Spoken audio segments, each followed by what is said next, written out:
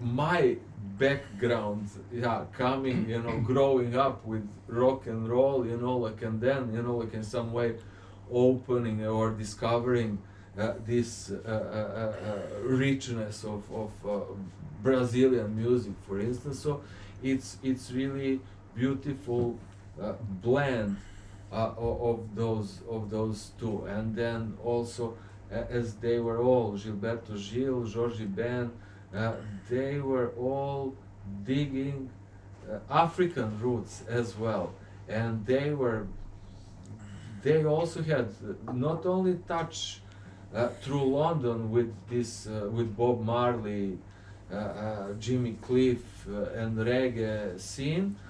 They were also throughout 70s having contacts with Africa, with, I don't know, Nigeria. I know that there were big festivals in Nigeria where they were meeting Fela Kuti and African musicians of the era, and yeah, certain exchanges were happening on that side as well. So 1970s gave that also interesting line, how to say, one of the side roads, to put it that way, or it is that digging of Afro-Brazilian or Afro roots. So yeah, there are really like interesting authors, many records. Tim Maya, then it's called Black Rio was, I think, was the name of the whole movement. Yeah, Black Rio, yeah. Yeah, so yeah, I have these albums. Yeah, so that's and then again, not to go in many details, and this is something that Gigi, with you is interesting to make some kind of parallel. The dictatorship, this military dictatorship in Brazil ended in 1984, 1985, and there was in this documentary, BBC's documentary, but not only there, it's one of these globally recognized symbols of that political change is festival Rock in Rio. First one happened in 1985, and it is interesting to compare with Exit and these things that but still I would say that one thing that is very different is that Brazil, in that time, it was not 200 million people or more than 200 million people as it is today, but it was already its huge market, and Rock in Rio, again retroactively, like so many years later, when you kind of like look deeper to what was going on, you see that was one of the attempts to jump in, and occupy that big market for the Western artists and record labels and so on. In the country, that is important to emphasize, in the country where music in Portuguese is over dominant, but it's a huge business, but in some way it was the practically from the mid-80s it was under attack from Anglo-Saxon world. And the interesting thing that came as outcome of that, I would say that mission, this Western mission to overtake Brazilian music market was not particularly successful, with one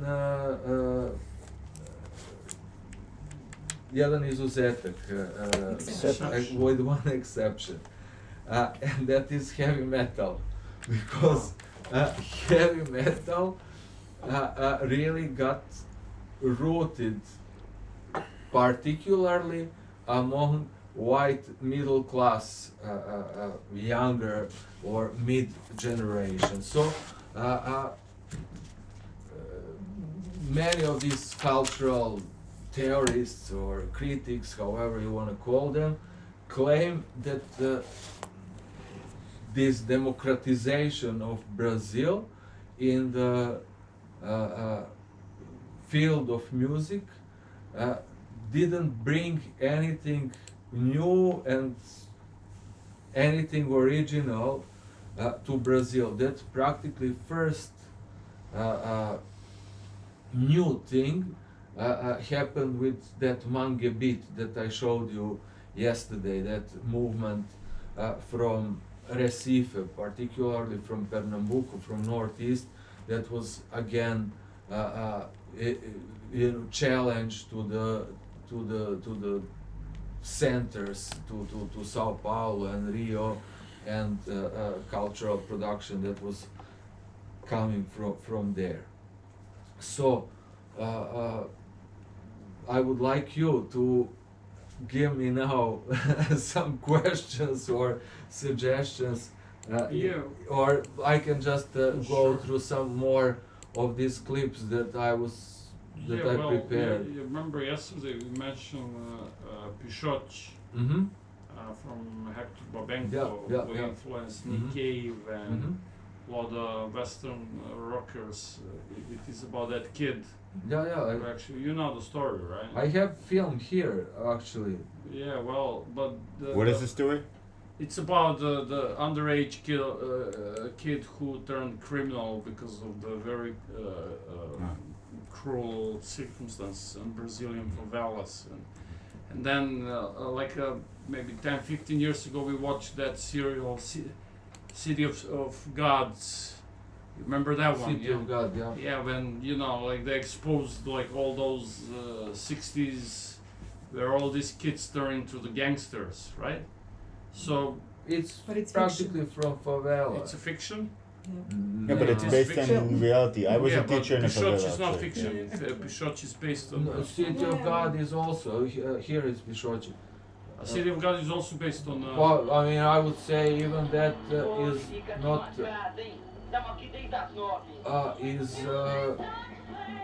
I would say it's not exaggeration. That is no, not at all. That is it.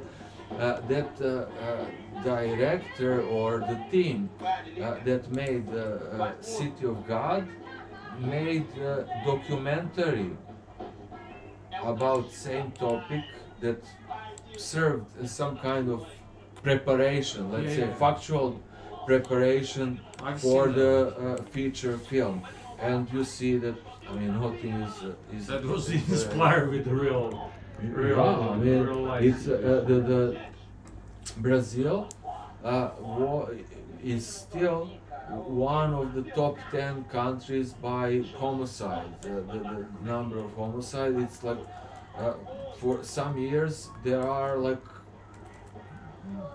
I mean, there were like 50,000 people killed in armed conflicts, particularly in those favelas and around favelas. But so that is not exaggeration. This is from Pichote. That's Pichote on the left Yeah. corner down, the kid Yeah. who actually committed a murder, right? He killed Well, someone. yeah, I really like. He That's- killed somebody and he was 12 or 13 years old. So when the film came out, that's an old movie from 80s, right? Yeah, It was it's shocking. 1981. Now it's everyday situation in pretty much every country, but those days it was shocking, you know, the kid and who is like living like a wild dog on the streets, no guidance, no parents, you know, and then these death squads in Brazil and all those countries where right wing is actually having death squads going out and shooting these kids like they're wild dogs. In Salvador, in These are Honduras, in Brazil. I don't know if that thing is still going on, but in like 90s there was like outrage because that's the situation now. Like in America, we have a lot of groups asking for police to be defunded, and then if they totally defund the police.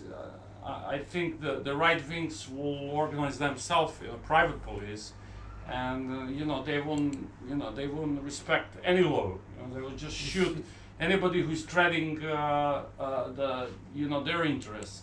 So can you compare that?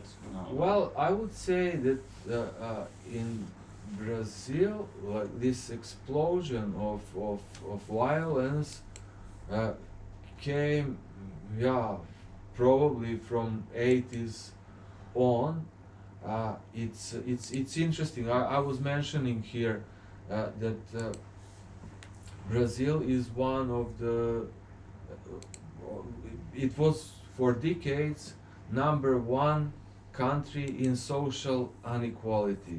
So even basically until 2-3 decades ago, 1% of those richest ones was having same or more than 50% of those ones who are on the downside of that hierarchical pyramid.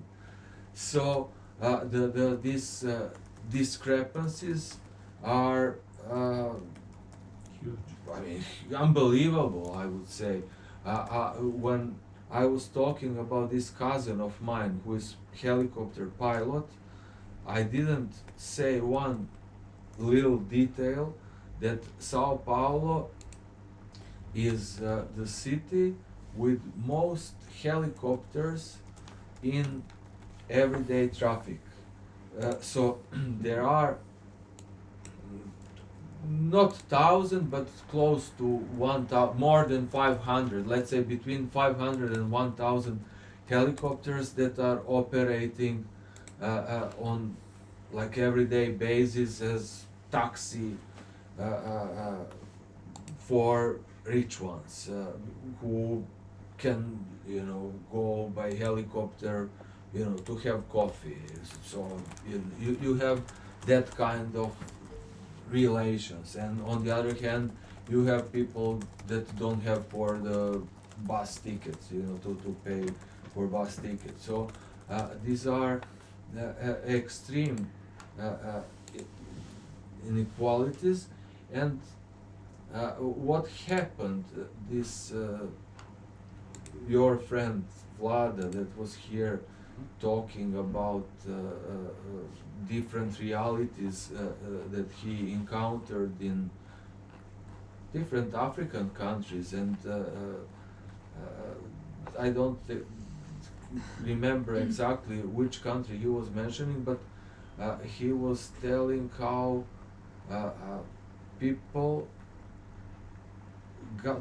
are not knowing any other reality or behavior than this extreme subordination, because they come from slavery. Sure. And they are so used through, let's say, generations of slavery, so they are so used for such a position that they don't know anything else, and they behave in such subordinate way. What happened, you can say that that kind of reflex existed and behavior existed among Brazilian former slaves that were happy, let's say, to be liberated.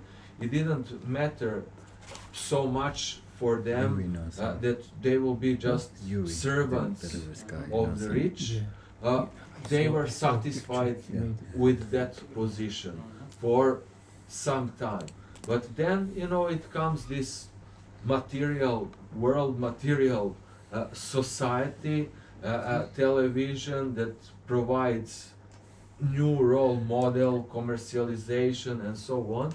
So you have new generation raised from 1960s, 70s that grows up and doesn't want to accept the lifestyle of their parents, and they realize that there is no channel for social mobility except through criminal. Because there is possibility with football or music, but it's just like, 1 in 100 or 1,000 that makes it big. So it is much the most open channel for social mobility becomes criminal, drug selling, and so on. So you have whole generations that go to that direction, practically choosing rather to live short life, but in some kind of, let's say, freedom and non-subordination, than to be servants for peanuts.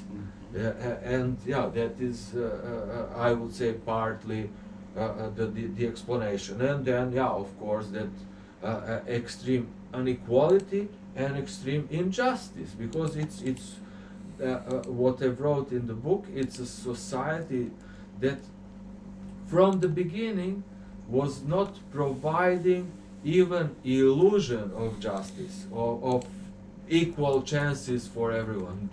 There is not even illusion of that. So it's so crude that the response then from the bottom also is crude. So is it better now? I would say slightly, but not much. And I think it's actually getting worse right now. Generally, it's better than